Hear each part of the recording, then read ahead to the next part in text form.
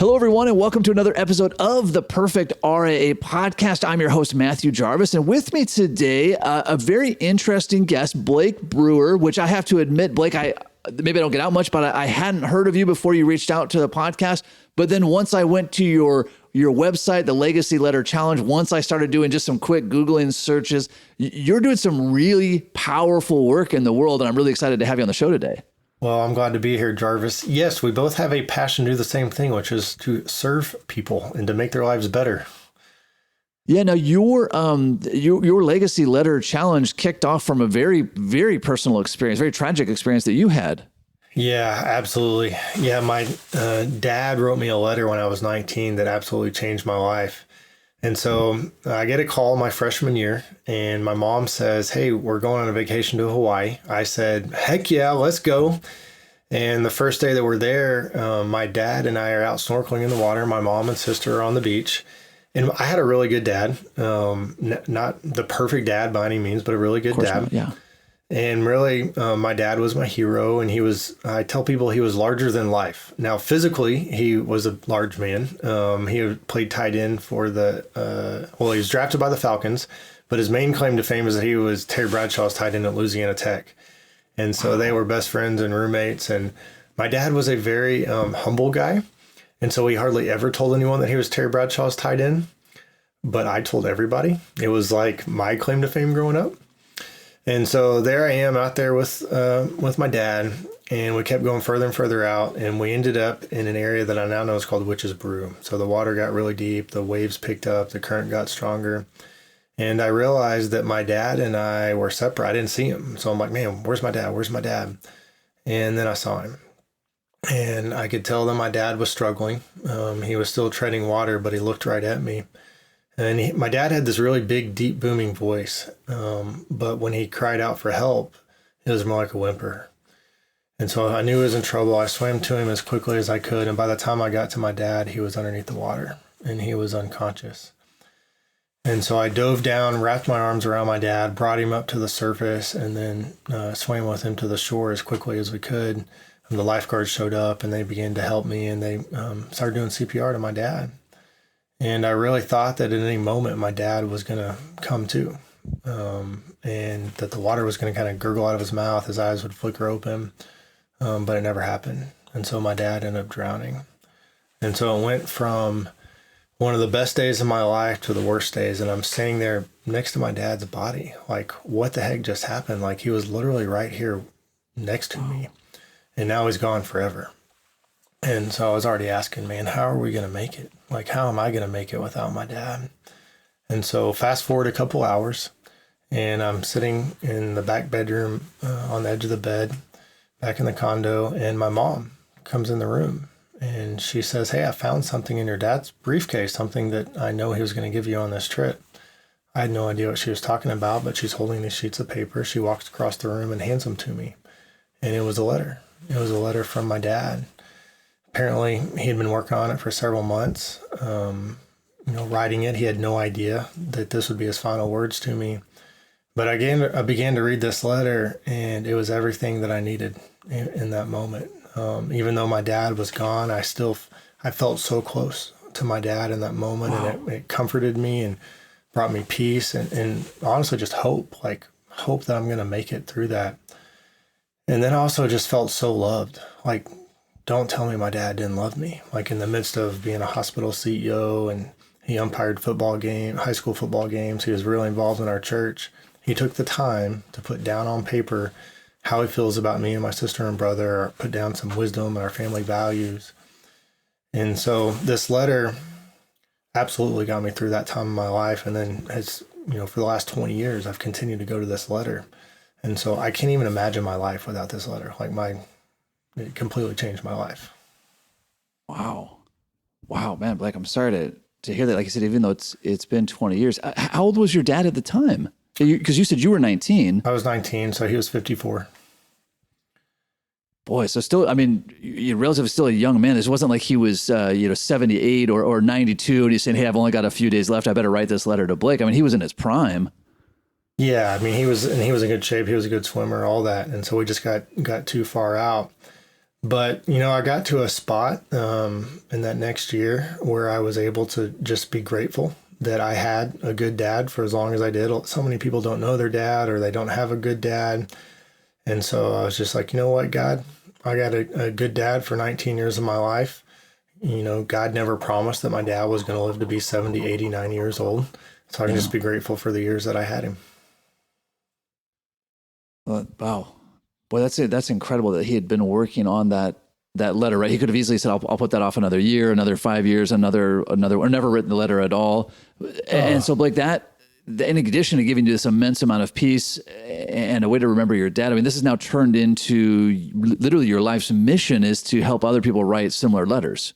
Yeah. And so, my dad did this very simple act, writing a letter, right? Like this idea of writing a letter has been around forever. So it's such a simple thing, but it was so life-changing for me. And so it was about 3 years ago when my kids were really young. And I said, man, I want to be a good dad here. Like, what should I do? What should I do? I know what I'll do. I'll write a letter to my kids. If anyone knows the value of a letter from their dad, it's me. And so I began to write this letter to my kids, and I'm staring at this blank sheet of paper, and I'm like, what the heck am I going to write? And so then I really realized that this very simple act is not necessarily easy. Like it was the opposite of easy. Like it was really hard to put down on paper my feelings and to kind of organize my thoughts of what I wanted to say. And then I also pretty quickly was like, well, man, if we're going to write this letter, I want to put the best stuff in here, like the things that I know my children need from me. So I started wanting to research mode and started reading books and articles. And my conviction really grew to write this letter. Like, man, my children need to hear my voice. And in this very noisy and chaotic world, especially with social media and everything else, like, man, I've got to get my voice in their life. And so I finished the letter. And as I finished this letter, I knew I'd create something valuable for my children. And it felt good. Like it was this milestone moment in my fatherhood journey. But what I quickly realized that even though this letter was for my children, it was really for me. Like writing this letter just kind of crystallized my vision for my family and for my children and what I wanted to be true. But I will tell you, Jarvis, that I did decide to go ahead and read it, the letter to my daughter, which I shared this story on the Today Show a couple weeks ago. But I said, Gracie Kate, Daddy's got something for you tonight. And so, normally every night I'm reading her a princess book or something. Yeah. So and how old is she? At the time, she was 4. Okay. She's 7 now. And so I go to read this letter to her. And man, I got so emotional reading this letter. I poured my heart and soul into it. I had totally forgot that was about to happen or didn't anticipate it. So I'm boo-hooing. She had never seen me cry before. And I'm like, okay, what is she thinking? So I get to the end of this letter and I look up at her and she looks at me and she says, Daddy, can you read me the princess book now? That's exactly how that goes. Yeah. So I read her the princess book, but the next night she went up to my wife and she said, last night Daddy read me a message. Can he read me that message again tonight? And so she didn't understand all the concepts in that letter, but she got the main one. She got a daddy that loves her. And so it was really through that process. And then there was a couple people around that time who did not know my story at all. And these are grown men who tell me about getting a life-changing letter from their dad. And so it was on that second story, I was like, man, what am I doing here? I got to help more people get this letter from their dad. And I've got to lead dads on this journey of writing this letter, make sure that all the good and the right stuff is in there. So that's where the mission started. And so, we dove in head first. I started doing it full time, helping dads all over the country write their legacy letter. And then pretty soon we added moms to the mission as well. So our mission is help 1 million dads and moms write at least one well-written, meaningful, lasting legacy letter. And man, this is the joy of my life, man, to help people write this letter, help their children get this letter. It's life-changing for the parent. It's life-changing for the child, no matter what age they are. There was a 90-year-old woman on the call last week, and then there was a dad writing to his newborn. And so it's pretty cool. And I was excited to have you on the show from two angles. One, just all of us listening, right? We were some 70 or 80,000 downloads a month with financial advisors, right? And so for each of us, right, I think of my own kids, I think of the advisors and their children, right? Like each one of us really needs to take this step and do this. But you also help financial advisors do this as a value add to their clients, right? So as we're having like an estate planning discussion or a beneficiary discussion or a life insurance discussion to say, hey, there's actually so much more to your legacy than just these dollars and cents. Like, you help them have that discussion. Tell us more about that. Yeah, man, I had no idea that I'd be partnering with advisors, and it's an amazing partnership. I love it. Helps us get closer to our mission, and advisors are like, man, this helps us build more trust with our clients, and it's a way for me to show them, how much I really do value them and care for them. But yeah, some advisors went through my program early on, and they said, man, this is unbelievable. Like, we need this for our clients. And so I built them a way for their clients to access. We built every one of our advisors their own landing page with their picture and logo, and then the clients log in there. We do a lot of virtual workshops for advisors and their clients. And man, it's such a win for really everybody. For me and our mission, the advisor, the client, and then the client's children. And so the client's children know, like, hey, and I encourage them in the beginning of this letter to talk about what prompted you to write this letter. Because people ask me all the time, like, hey, what prompted your dad to write this letter? I'm like, I don't know. Like, I would love to know. If there was somebody, I would love to go thank them. Yeah. So in the beginning of this letter, I'm like, hey, you should tell your children, like, what prompted you to write this letter? And if it's a friend, your advisor, whoever it is, like, you should, because your children are going to want to know that. And so we try to give credit where credit is due. Yeah. Well, that's incredible. And I think just from an advisor perspective, right? I mean, again, we're all about on this podcast delivering massive value. And that's a value that they're not likely getting anywhere else. And it's certainly a value that's going to deliver a real impact, right? There's all sorts of important things we do, making sure beneficiaries are listed correctly. And there's legal stuff, but that is really a deeper meaning thing. We did something a little bit similar recently with clients. We sent them a book that was like a book of my life story. So it wasn't about a letter to their kids, but it was just sort of like a fun way to document your life story as a birthday gift. And our clients were through the roof, and they said, wow, this is so fun and this is so meaningful. And it really had nothing to do with money and it had nothing to do with their finances, but it was the most well-received gift we'd ever done. So I can see how this legacy letter really could just be top level. Yeah, they're not necessarily expecting it, but the second that you see what this is all about, it makes total sense. And really this letter, people ask me all the time, like, so when is this letter, is this letter for when I die? And I tell people you can do this letter whenever you want. But really the words that we're writing in this letter are so powerful. All of our children, either they're currently in a situation right now, they're about to be. They're about to face a big decision. They're about to face maybe a temptation that could totally derail their life purpose. They're about to maybe face a big opportunity. And so the words in this letter they're going to be better off with these words. It's going to bring more confidence into their life. And so absolutely, I encourage them to give it sooner rather than later. I love that. So you said to kick off the letter with what sort of prompted that, giving credit where it's due, kind of providing a context.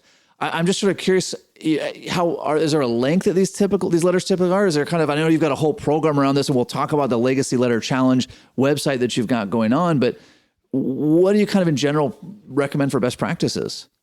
Yeah, so there's the template that we offer, and we're going to share, everyone can go download the free template. Awesome. But there's the intro, the apology, I love you, I'm proud of you, I believe in you, the advice section. And so I tell parents, if you just have one sentence for each one of these sections, you would have a very powerful letter and be more than what most people are getting from their parents. But I will say this, most people end up doing like 2, 3, 4 pages. I've had some do it a lot longer, but I encourage parents honestly to make it shorter rather than longer. Sure. You're not trying to write a book here. And because if you try to do that, then you'll take forever. It's like, man, we're trying to get at least one finished letter here. No, that's really cool.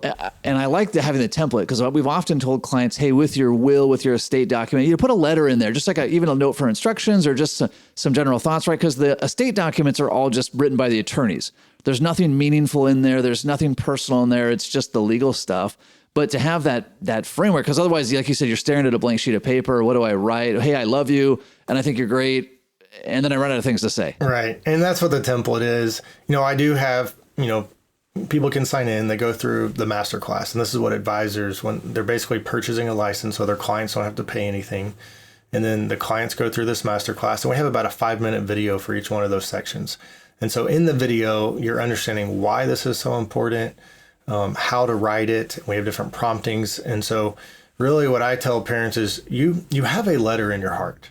We just got to get that letter from your heart to your mind to a piece of paper. And so that's what our course offers people.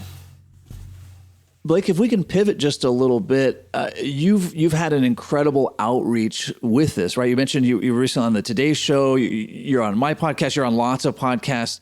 Tell us just a little bit about how you got that ball rolling.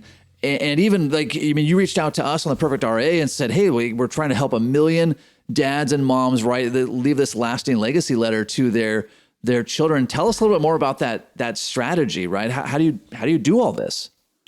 Well, there's some people that we reach out to, like you, and then there's a lot of people like the Today Show. The Today Show reached out to me, and I asked them when I got up to New York City, I was like, how did you guys know about me? And they said their intern found me, like she was just Google searching. They do a segment on dads, and so somehow they found me. And so, here's the thing. Everyone on the planet has a dad and has a mom. And so everyone gets this. And so everyone, when they hear the story or they see the mission, they're like, man, I wish I had that letter, or I'm glad I had the letter, or, they want to get on board for it. And so all the good things that have happened is because people have said, man, I want to be a part of that.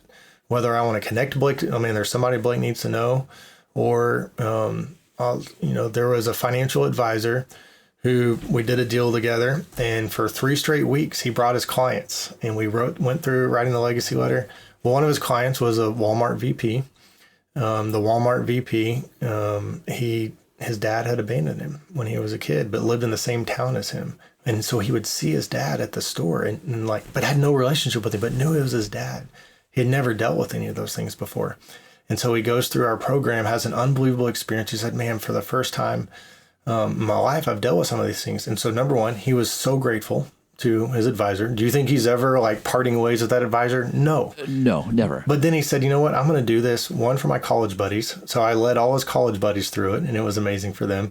And then we did 7 Walmart teams, and I led these 7 Walmart teams through writing the legacy letter. And then at the end of it, they said, man, this was unbelievable for our teams. They bonded as they wrote this letter together, and they grew in empathy and emotional intelligence.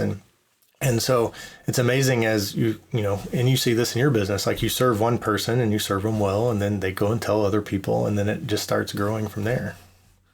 I get requests from people all the time, and most people's request to be on the podcast is all centered around them. Like, hey, I want to talk to your audience about me and about myself, right? And your email request came in and said, listen, I'm trying to help 1 million moms and dads leave a meaningful message. And the reason I want to highlight that, again, you're accomplishing like a really cool, noble thing, but you led with, hey, I'm trying to help your listeners. It wasn't like, hey, could I be on your show and promote my thing? Obviously, we're talking about your show, right? But that wasn't, your lead-in was like, hey, Jarvis, I want to help your listeners. Let me help you help your listeners. And I got to highlight that because too often we lead with what we want, and you're just really good, maybe just naturally so about leading. Like, I want to help people. And I think that's how you end up on the Today Show and on this podcast and all these things. That's very clear in your heart of hearts. Like, yes, you have a mission and you're running a business and all these things, but you are trying to help people. But I just want to highlight that for our listeners. If you're leading with how do I help other people, you're going to get so incredibly far. Yeah, absolutely. And, when you start a business, you don't have just tons of revenue or cash flow coming in. So there is these like, oh my gosh, I need money. And so I have those moments of what as well. And I can feel it in myself. Like, this is not where I want to be. Like, I want to be like in the mindset of, no, like I am serving people. I'm making a change for their family or their business or whatever it is. And that's where you want to live right there. I love it. I love it. Well, Blake, this podcast is all about taking action. And I think the action is pretty clear, right? The first action is you really need to do some version of the legacy letter. Now, if like most of us, you see a blank piece of paper and your mind goes equally blank, the templates that you have are quite phenomenal. So not only do we have your legacyletterchallenge.com, but you've thrown up a special page for listeners of this podcast. Yeah, legacyletterchallenge.com/TPR. And so if you go to legacyletterchallenge/TPR, you can get the free guide.